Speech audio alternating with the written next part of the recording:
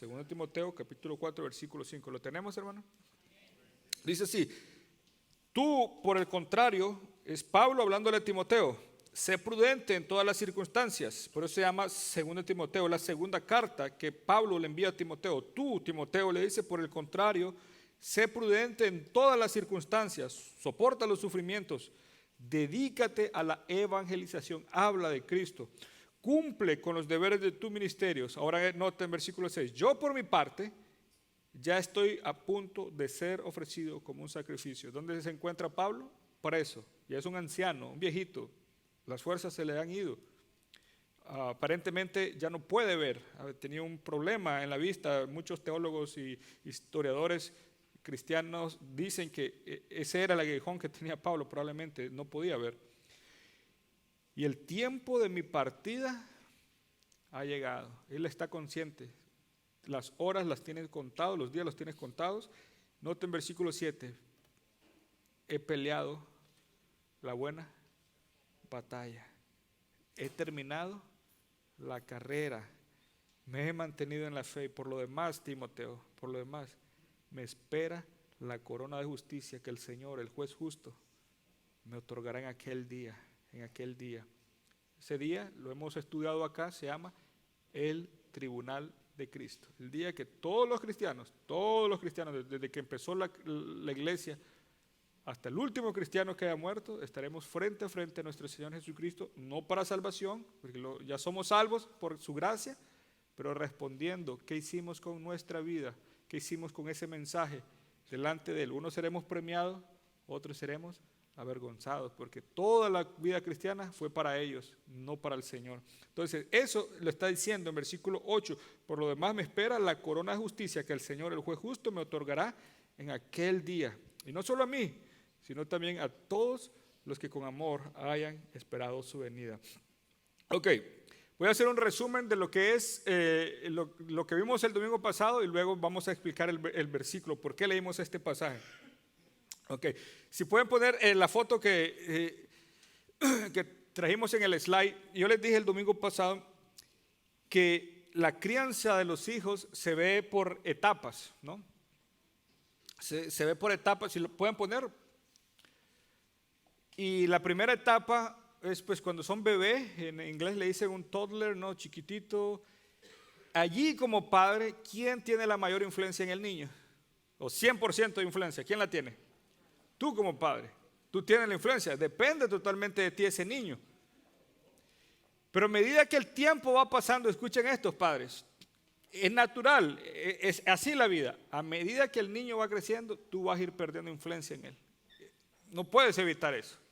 Lo que puedes hacer es pelear para que ese poquito de influencia que te va a quedar cuando los hijos se vayan sea significativo. Es la segunda etapa, entonces, si pueden poner la siguiente, ya está un poquito más grande, ya te avisan cuando necesitan ir al baño, ya se ponen a jugar, ya están ya no eres la única fuente de influencia, porque ahora tienen amiguitos, ya ven televisión. Si ya los manda al preschool o al primer grado, no sé cómo le llaman acá, en elementary, ya hay personas en su vida que ejercen influencia. ¿Quién más ejerce influencia? La maestra, sus amigos, la televisión. Y entonces, del 100% que tú tenías, se reduce a un 80%. Vamos a ponerlo así. ¿Viste? Ya perdiste, quieras o no, es la vida. Y después sigue otra etapa. Si pueden poner la siguiente. Y en esa etapa, tu nivel de influencia va bajando, va bajando, va bajando. Siguiente etapa, ya son más jóvenes, adolescentes, o tu nivel de influencia es poquita, es poquita. ¿Quién ejerce influencia ahora en ellos? Ahora tienen más personas a quien visitar, tienen más amigos, hay una presión de querer encajar en un grupo en la escuela, hay una presión de no querer ser left out, ¿cómo se dice? Que el patito feo, que no me traten a mí como el patito feo. Yo quiero pertenecer a cualquier grupo de la escuela. Ya están tratando de agradar a alguien y si encuentran un novio o una novia, o sea, ¿cuál es tu nivel? ¿Entiendes ese concepto? Quieras o no, quieras o no, es natural, vas a ir perdiendo influencia en tus hijos. Es la vida. Pasó contigo. Cuando tú eras niño y fuiste creciendo, tus padres fueron perdiendo influencia en ti. Y cuando la mayoría de los padres decimos, oye, ¿cómo ya mi hijo no me escucha? ¿Cómo perdí a mi hijo cuando estamos en la última etapa? No, ahí usted no lo perdió. Usted la perdió en las 2 etapas anteriores. Y ahora solo está cosechando el resultado de las 2 etapas. No se pierde ahí, ese ya solo es el resultado. Entonces, hay principios bíblicos que nosotros podemos aprender para ir peleando por la influencia de nuestros hijos. Al final siempre vamos a perder, o sea, es la idea de la vida. Y la meta de los padres, se los decía, es que sean independientes de nosotros. Esa es la meta del padre, pero dependiente de nuestro Dios. ¿Se acuerda de la ilustración? Usted va agarrando al niño, lo va llevando de la mano, lo va llevando de la mano, y lo va llevando de la mano, pero un día usted tiene que soltarlo. Y toda la idea es que cuando lo suelte usted, él agarre la mano de su Dios. Pero ¿quién tiene que enseñarle ese concepto? ¿Quién? ¿Solito van a aprenderlo? Usted y yo como padre. Ese es todo el concepto. Entonces, quiera o no, vas a perder influencia. Te va a quedar un porcentaje, ya cuando se casen, un porcentaje pequeño. Ese es, podemos pelear para que ese pequeño porcentaje sea significativo. Que tú hayas marcado en la vida de ellos algo acá en su corazón que no se les olvide. Que caminen con el Señor. Entonces, ¿qué podemos hacer? Yo les decía el domingo pasado, ¿cómo lo vamos formando para ir peleando por esa influencia, ese poquito de influencia y que sea significativo? Bueno, yo les decía, número 1, estas son cosas prácticas, crear una cultura de conversación honesta. Si desde pequeños en esa etapa tú no empiezas a practicar, tener conversaciones con tus hijos, ¿tú crees que a los 15, 16, 17 vas a poder hasta entonces tratar de implementar conversaciones significativas con tus hijos? Si no lo hiciste en las 2 primeras etapas, las de toddler cuando estás chiquito, pues no te entienden, ¿no? Ellos solo van al baño y le cambias el pañal y la teta y ya, no te entienden. Pero en las siguientes 2 etapas sí ya entienden, están razonando un poco.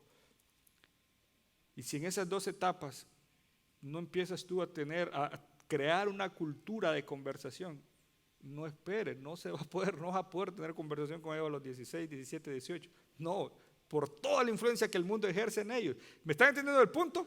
Entonces, conversaciones honestas donde tú le hablas de tu niñez, háblale cómo eras cuando tú eras niño, qué errores has cometido. Sé honesto con ellos, abre tu corazón, porque la gente aprecia más la honestidad a veces más la honestidad que la rectitud, esa es la realidad. Segundo punto, yo les decía, crear una declaración de familia. ¿Se acuerdan que hablamos el domingo pasado? ¿Qué es una declaración de familia? Tú como padre, papá y mamá se sientan y dicen, bueno, ¿quiénes somos como familia? ¿Cuáles son nuestros valores? ¿Por qué existimos? ¿Hacia dónde vamos? ¿Qué meta tenemos como familia? Si usted va y le pregunta a la familia promedio, y no estoy hablando de los inconversos, estoy hablando de la familia cristiana promedio, y usted le habla si tiene un statement, una declaración de familia escrito donde dicen valores, metas, quiénes somos, hacia dónde vamos. Hermanos, no hay dirección en nuestros hogares. No sabemos a dónde vamos. No sabemos por qué existimos como familia. Y no puedes entonces agregarle eso. Imagínese, tu hijo un día, él va a ser el padre o la madre de familia. Si tú no le enseñaste eso, si nosotros no pudimos enseñarle esto, ¿qué va a reproducir él?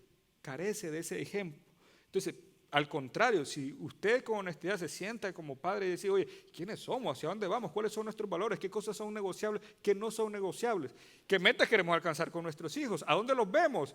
Y si hacemos esas preguntas, las escribimos, puede tomar mucho tiempo. Yo le dije que yo empecé con mi esposa y no lo hemos terminado, pero nos enriquece a nosotros como padres porque nos estamos descubriendo cuáles son nuestros valores. Hay cosas que yo no las había pensado y para ella valen mucho y esta me está ayudando a conocer más cuáles son los valores de ella. Y hay cosas que ella no sabía de que son mis valores y eso le podemos transmitir a nuestros hijos. ¿Me entienden esas 2 cosas? Crear una cultura de conversación, crear una declaración de familia. Incluso estaba leyendo un libro donde dice que cuando hicieron su declaración de familia, cuando ya tienen cierta edad, ellos participan No solo se lo dejan caer ahí, bueno, esto no. Cuando ya tienen razonamiento, les invitan a que ellos todos tienen que participar y la ponen ahí estaba leyendo un hombre que lo pusieron un cuadro ahí en la pared de su casa para que cada vez que iban a tomar una decisión como familia significativa, decían, ok, vamos a la pared, quiénes somos, qué es negociable, cuáles son nuestros valores, y de ahí toman todas las decisiones. Qué bendición, hermanos, ¿no? Eso da dirección. Tercer punto, crear un ritmo de interacción familiar. Tú sabes que vas a perder influencia con ellos. Empieza lo más pronto posible a tener un ritmo de interacción. Yo les daba un ejemplo. Nosotros empezamos una vez al mes me toca ir a comer solito con mi hijo. Y una vez al mes me toca que ir a comer, llevar a mi hija en un date, una cita. Y me tocó la semana pasada. Mi niña, hermano, yo no sé dónde aprendió, pero ella desde que era chiquita le vio los collares a mi esposa y los aretes, se le pusieron así los grandes ojotes y ella andaba como con 50, así que no podía ni caminar. Se le ponen los tacones a mi esposa y dice, ay, trata de caminar como tacones, es bien vanidosa. Entonces el día que nos toca la cita, ella escogió su vestidito, su carterita, sus collares. Qué felicidad, hermanos. Voy a una cita con mi papá y le dice al niño, tú quédate aquí, dice, solo papá y yo, dice, papá y yo, dice. Y fuimos a comer una hamburguesa y saltaba de alegría su primera cita. Pero debe ser una práctica, porque un día no vas a tener cita con ellos, alguien más lo va a hacer. Y si tú no empiezas ahorita a crear esa cultura, en esa práctica, tú abres tu corazón con ellos. Pero lo que yo estoy diciendo, mis amados hermanos, es que si creamos cultura, una cultura, se hace más fácil cuando ya son grandes, tener esas conversaciones que a veces son difíciles, pero ya practicaste desde antes. Y te voy a decir, no solo practicaste viéndolo a él, practicaste tú, porque aún como padre es difícil, ¿sí o no? Un poquito awkward, incómodo. Así que es para no solo beneficio del niño, es para beneficio tuyo. ¿Me están entendiendo el punto? Crear un ritmo de interacción familiar. Hay una cosa que nosotros hacemos después de los domingos, vemos una película con nuestros niños. Hace como unos meses atrás implementamos eso, aún antes de empezar esta serie de sermones. Ya ellos están esperando y escogiendo qué película van a ver. Y a veces repetimos la misma, pero es tiempo familiar, ¿me entienden? Es tiempo familiar. Así que no me llamen después del servicio por teléfono. Pero ¿qué estamos creando? Un ritmo de interacción familiar. Es un ritmo, otra vez, una cultura. Y este es el último punto. Yo les dije que iba a hablar un poco más. Para mí, hermanos, todos tienen validez. De hecho, todos trabajan en conjunto. Pero yo creo que como dicen, saca la pelota del estadio. Este último, escucha esto. Tenemos que crear un sentido de pertenencia. De pertenencia. Que tu hijo sepa, escuche. Aunque todos los tres que les hablé también contribuyen con esto. Pero estoy hablando de una manera intencional. Intencional. Que tu hijo sepa que tu familia, que pertenece a un lugar y que ese lugar, ahora sí lo pueden apagar, ya esta es la tercera vez, ¿alguien lo puede apagar o alguien le ayuda, por favor? Alguien ayúdele. Ok. Este sentido de pertenencia es que tu hijo llega a entender que tu familia no es un accidente, que no están ahí por pura casualidad, que tienen un lugar específico, no solo en tu familia, sino en el reino de Dios. Y eso es lo que yo quiero hablarles hoy. Cuarto punto, es pasarle a tus hijos una causa noble, perspectiva eterna. A mí, amados hermanos, todas estas cosas que yo les estoy diciendo, a mí mis padres nunca me lo dijeron. Ellos no sabían esto. Es más, fui criado por mi mamá. Ella amaba al Señor, pero no tenía estos puntos intencionalmente. Nunca lo hizo conmigo, porque nadie le enseñó. Nadie le enseñó los principios bíblicos. Pero le doy gracias al Señor que yo entregué mi vida al Señor, Él me rescató, me salvó y hoy yo tengo la oportunidad de ponerlo en práctica con mis hijos. Pero muchos de ustedes, algunos no tienen todavía hijos o todavía están con hijos pequeños. Entonces tienen esa oportunidad de poner estos principios. Escuche esto entonces. En mi país, cuando yo estaba en la universidad, había una biblioteca donde estudiábamos en la mañana, a veces teníamos que tomar clase en la tarde, no era recorrido así, de corrido de 7 a 12, no, a veces 2 clases en la mañana, 2 clases en la tarde, a veces hasta en la noche, así eran las clases. Cuando estaba el tiempo libre, me iba a la biblioteca con mis amigos a hacer la tarea, lo que nos pedían, ¿no? O prepararnos para los exámenes. Ahí estaba un montón de estudiantes, sacábamos libros, estábamos leyendo, pero ¿sabe qué? Llega el punto en que era aburrido, monótono. Enfrente de la universidad habían bares. Y creo que los dueños de los bares lo habían hecho con ese propósito, porque sabían que un montón de estudiantes se emborrachaban un montón, hacían un montón de relajo. El punto es que, bueno, mi país en la actualidad ahorita es comunista. ¿Y saben qué hacen? ¿Cómo reclutan a los jóvenes? Llegan a las universidades, a estos que están en las bibliotecas estudiando, preparándose para un examen, y les dicen, el gobierno nos está matando. El capitalismo es una plaga que mata a la humanidad. Y siempre ponen a un enemigo en común, que son los Estados Unidos. El yanqui imperialista, y empiezan a pintarle como que todo el gobierno, todo el sistema es el demonio mismo. Pero les dicen, tú y yo podemos ser los salvadores de este país. Y reclutan a los jóvenes y hacen que la euforia de la juventud salga y se enojan. Y luego los organizan para ir a tirar piedras a la casa presidencial, hacer paros, que la gente no pase, levantar barricadas, le decimos allá. Y yo me pongo a preguntar, o sea, ¿por qué es que van? Y iba un montón de compañeros, yo soy cobarde, no me gustan esas cosas, pero yo solo me ponía a pensar, ¿me meten a mí una piedra en la cabeza? No, dije yo, pero mis compañeros iban. Y muchos de ellos, los policías cuando venían a tratar de quitar el motín, les disparaban balas de goma, pero si te pegan el ojo te lo puedes sacar. Algunos quedaban asfixiados por el gas que les ponen, y ahí venían reventados, sangrando y todo eso. Y al día siguiente se volvían a organizar y volvían a ir. Y digo, ¿por qué hacen eso? ¿De dónde sacan esa pasión por hacer eso?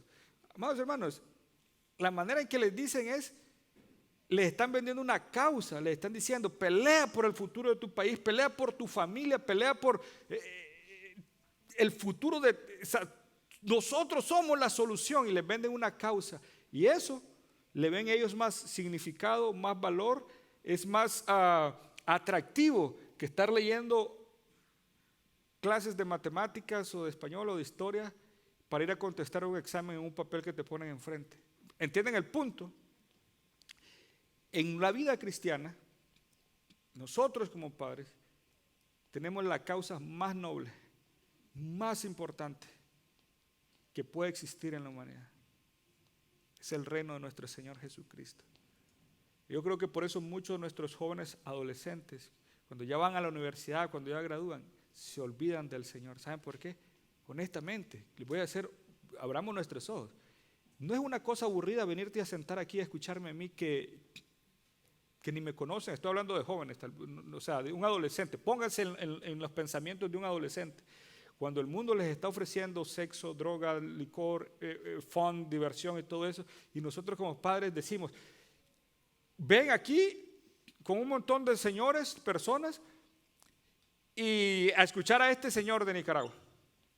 ¿Entienden la competencia que hay en el mundo con la manera en que nosotros le presentamos la iglesia? ¿Eso es la iglesia? Creyendo que es algo monótono, horrible, de solo venir cada domingo, vestirnos más o menos, sentarnos aquí, termina y después nos vamos.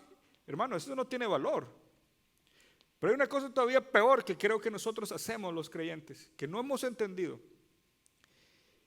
que nosotros a veces capacitamos y le vendemos esta idea a nuestros hijos, que es muy buena hasta cierto punto, y les decimos, ok, estudia, prepárate, saca un título universitario, gana dinero, agarra un buen trabajo, cómprate un buen carrito, una casita linda, viaja, ve de vacaciones, cásate bien y ve ahorrando para cuando llegues a tu retiro y a tu vejez. Y todo el concepto de la vida que le vendemos es cómo llegar a los 80, a los 90 años. Es todo lo que le vendemos a nuestros hijos. ¿Cómo llegar a los 80 y 90 años? Cuando la vida, mis amados hermanos, es más que llegar a los 80 y 90 años. Cuando tus hijos y tú cierren los ojos a esta vida, va a empezar la eternidad. Y eso, mis amados hermanos, lo voy a ser sincero, es aburrido. Y es mediocre hasta cierto punto. Tratar de vivir la vida a ver si llego a los 80, a los 90 años. Mis amados hermanos, Jesucristo no te creó y no se bajó del cielo a dar su vida para ver si tú y yo llegamos a los 80, 90 años. Él te creó para algo más, que algo que trasciende este mundo, mis amados hermanos. Recuerda, tú eres eterno, ya no vas a dejar de existir. Y tenemos una causa, la causa más noble, más importante de este mundo, y es que las personas lleguen a conocer a Jesucristo. Mis amados hermanos, así fue que el Señor me llamó al ministerio, porque yo tenía mis planes. Yo quería sacar este título universitario. Y honestamente, todo mi plan era ganar dinero, para ayudarle a mi mamá, para vivir bien, para escalar, pasar al siguiente nivel en la sociedad y que la gente pudiera decir, wow, mira al ingeniero, mira esto, mira lo otro, y mira el carro el que anda, mira la casa que tiene, mira esto. Ese era todo mi plan. Cuando el Señor me alcanzó, yo me di eso y dije, oye, pero esto todo tiene que ver conmigo solo. Y cuando yo entendí la causa del Señor Jesucristo y por qué Él vino a este mundo, nadie me dijo, solo me quedé así como, yo me puse a pensar, oye, pero si yo hago todo esto y doy mi vida para esto, el único que se beneficia aquí soy yo. Pero luego cuando muera y esté frente a frente a mi Señor Jesucristo y le esté viendo ojo a ojo, estemos viendo y me pregunte, ¿qué trajiste acá? ¿Qué pasó de este mundo hacia la eternidad? Dime. Y yo me puse a pensar, oye, voy a estar con las manos vacías.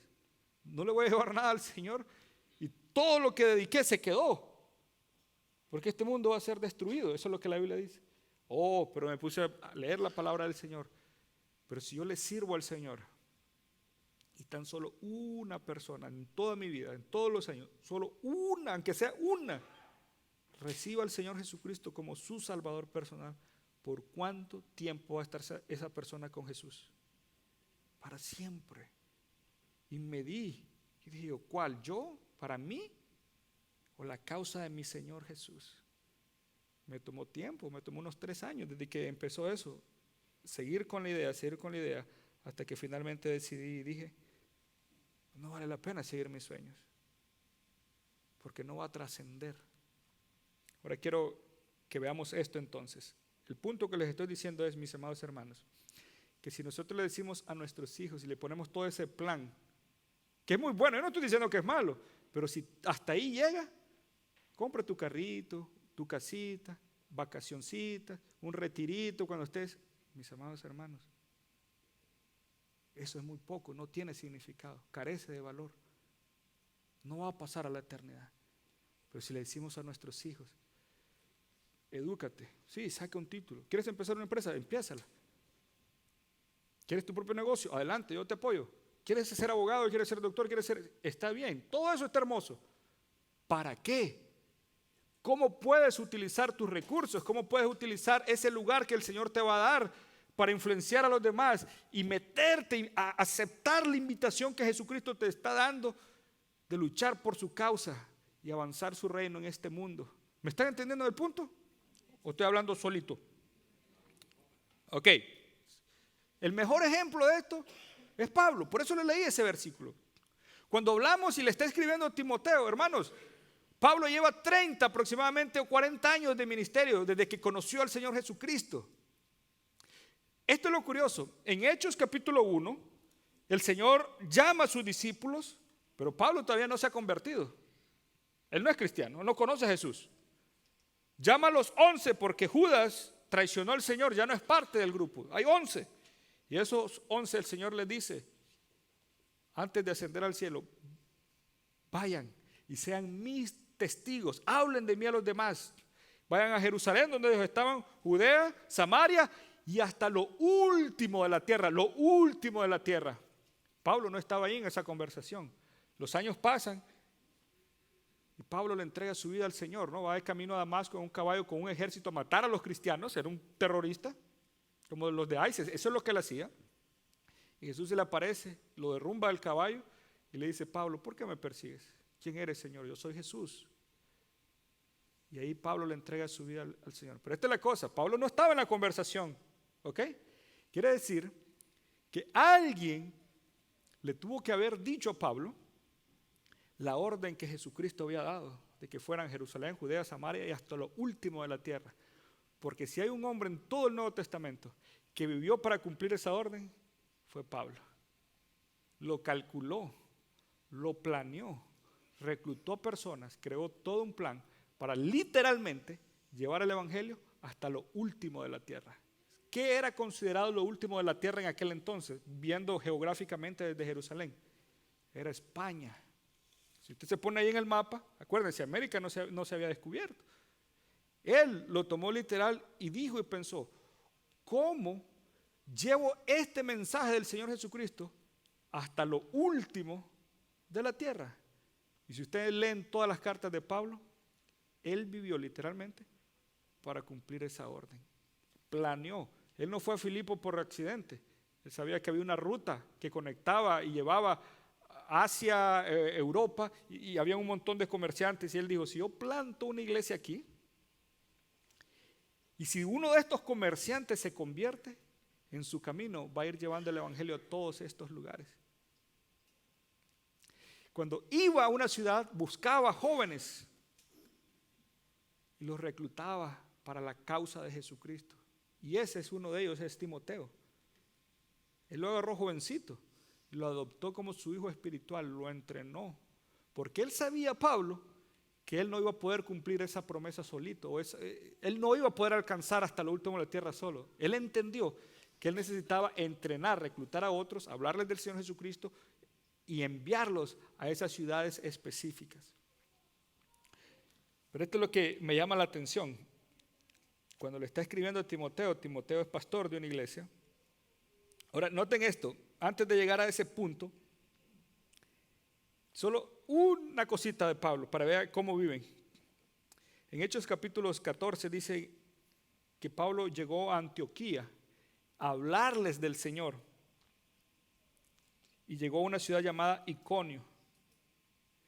Y los judíos de ahí no aceptaron el mensaje de Pablo, entonces él tuvo que salir y se fue a otra ciudad cercana y ahí la gente recibió el mensaje. Hizo un milagro y ellos pensaron que Pablo era Zeus y que Bernabé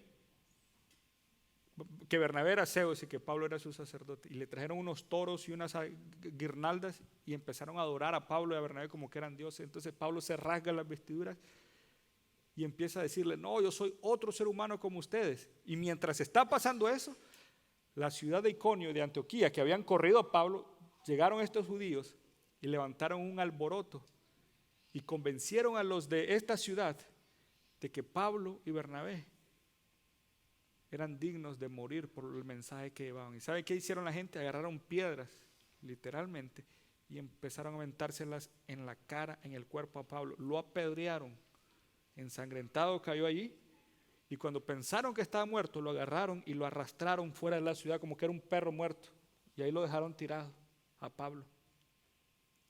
Y dicen las escrituras que los apóstoles, los discípulos llegaron, lo rodearon, y Pablo no estaba muerto. Ya como pudo se levantó, se sacudió, entró en la ciudad y al día siguiente se dirigió a otra nueva ciudad para compartir del Señor a todos los que estaban allí. Hermano, ¿qué se necesita para vivir nuestra vida con esa pasión? No importa si me apedrean, no importa si me sacan sangre, no importa si se burlan de mí. No importa si doy mi vida. Dice Hechos 20:24. de ninguna cosa. No tengo miedo, no tengo temor y no estimo mi vida preciosa para mí mismo, con tal, dice Pablo, que acabe mi carrera con gozo. Cuando les leo el último versículo con el que empezamos, Pablo está preso, probablemente ya no puede ver, es un anciano, ha perdido las fuerzas, está probablemente encadenado en una prisión romana. La sentencia se ha dado y él sabe que va a morir. Él sabe que va a morir pronto. Estamos hablando de puede ser horas, hoy o mañana, o una semana, cuando escribe esta carta. Y le dice a Timoteo, ya me voy, te quedas tú. Eso es lo que está diciendo. Tú por el contrario, sé prudente en todas las circunstancias, soporta los sufrimientos, dedícate a la evangelización, cumple con los deberes de tu ministerio. Y noten esto, yo por mi parte, ya estoy a punto de ser ofrecido como un sacrificio, me van a quitar la vida y el tiempo de mi partida ha llegado. He peleado la buena batalla, he terminado la carrera, me he mantenido en la fe. Por lo demás, me espera la corona de justicia que el Señor, el juez justo, me otorgará en aquel día. Y no solo a mí, sino también a todos los que con amor hayan esperado su venida. Mis amados hermanos, esto es la causa que podemos decirle a nuestros hijos. Podemos cambiar ese mensaje de decir, agarra esto otro, trata de llegar a los 80, 90 años, que está muy bueno, y no estoy diciendo que es malo, no tiene valor, no tiene significado. Y podemos decirle, hijo, tú no eres un accidente. Dios te diseñó. Dios, el Señor, decidió, Él intencionalmente decidió enviarte a este mundo. Hay una guerra espiritual que está pasando. Jesús entró en la humanidad, está tratando de redimir, salvar a la humanidad. El enemigo está tratando de parar los planes del Señor, pero Él te envió como un soldado de Él para que participes en esa guerra. No te necesita a ti ni me necesita a mí, pero nos ha dado una invitación. Tienes un lugar específico en ese plan magnífico que Jesucristo está haciendo, tratando de redimir a la humanidad, de salvar a las personas por toda la eternidad. Y tú tienes un lugar, un rol, un papel clave en eso. Y por eso te envió. Tú tienes un propósito. No te envió a este mundo para ver si tienes un carrito, una casita, si tienes cuántos viajes tienes, y para ver si llegas tranquilo con tu pijamita, tu gorrito, tu avenita a los 80, 90 años. No te envió para eso. Está bien, trata de ser exitoso. El Señor te está llamando a ser abogado, sé abogado. El Señor te llama a ser ingeniero, sé ingeniero, a ser doctor, a cambiar este mundo, sí. Pero la pregunta es ¿para qué? ¿Para qué te da todo eso el Señor? Te está invitando a que en tu círculo de influencia cambies, ayudes a otros a conocer al Señor. Y si solo una persona entre todo lo que tú hagas recibe al Señor Jesucristo, habrás cambiado la vida de una persona por toda la eternidad. Eso vale más que cualquier otro sueño. Es una causa más noble que cualquier causa que podamos tener en este mundo. Y la pregunta es, ¿qué le estamos diciendo a nuestros hijos? ¿Qué le estamos diciendo a nuestros hijos? Ven a la iglesia a escuchar a un Señor. No, hermano, eso no es atractivo. Digámosles, hay una guerra que el Señor Jesucristo está librando. Estadísticamente, mis amados hermanos, escuchen. Esto es lo que dicen. Somos 7 billones de personas en toda la humanidad. Y estadísticamente, cada segundo muere una persona y pasa a la eternidad. Mientras estamos hablando, una persona está muriendo. ¿Me entiende la gran urgencia? Eso es un sentido de pertenencia, decirle, mi hijo, usted no es un accidente, usted tiene un papel en el plan eterno que Dios está desarrollando, pero solo tú puedes decidir si quieres entrar a esa guerra. Pero esta familia lo entendemos, lo practicamos y lo vivimos. No hay una causa más noble. Si le pone eso en el corazón a su hijo, mis amados hermanos, cualquier otra influencia que quiera decir, va a decir no, porque yo ya pertenezco a una causa, la causa más noble. No me voy a distraer. Mi Dios, los talentos que me ha dado, el tiempo que me ha dado, los recursos, es para ponerlos al servicio de mi Rey Señor. Salvar a esta humanidad, salvar a cuanto más podamos, Nosotros no somos los salvadores, pero podemos ayudar. ¿Me entendieron el punto? Es decirle a nuestros hijos que hay algo más que solo cosas materiales. Hay cosa que va a trascender por toda la eternidad. Solo tú puedes decirle como padre eso. Solo yo puedo decirle eso a mis hijos. ¿Por qué no empezamos ya? ¿Por qué no empezamos ya? Empieza con tu ejemplo, mi hermano. ¿Estás tú metido en esa causa? ¿O solo estás de observador? Así se le transmite esta causa a nuestros hijos, con nuestro ejemplo. ¿Lo entendemos, mis amados hermanos? En pocas palabras les estoy diciendo, ¿cuándo fue la última vez que tú le hablaste a alguien de Jesús? Eso es lo que te estoy diciendo. ¿Cuándo fue la última vez que tú planeaste una visita en tu casa? Porque estás tratando de compartir el evangelio con alguien. ¿Cuándo, mis amados hermanos? Porque si no estamos haciendo eso, todo lo que estamos haciendo aquí en la iglesia es para nosotros. Para nosotros. Estamos gastando nuestro tiempo, recursos, energía para nosotros. No, mis amados hermanos, estamos en una guerra. Despertémonos. Y esta es la causa más noble y se la podemos decir a nuestros hijos, pero empieza con nosotros.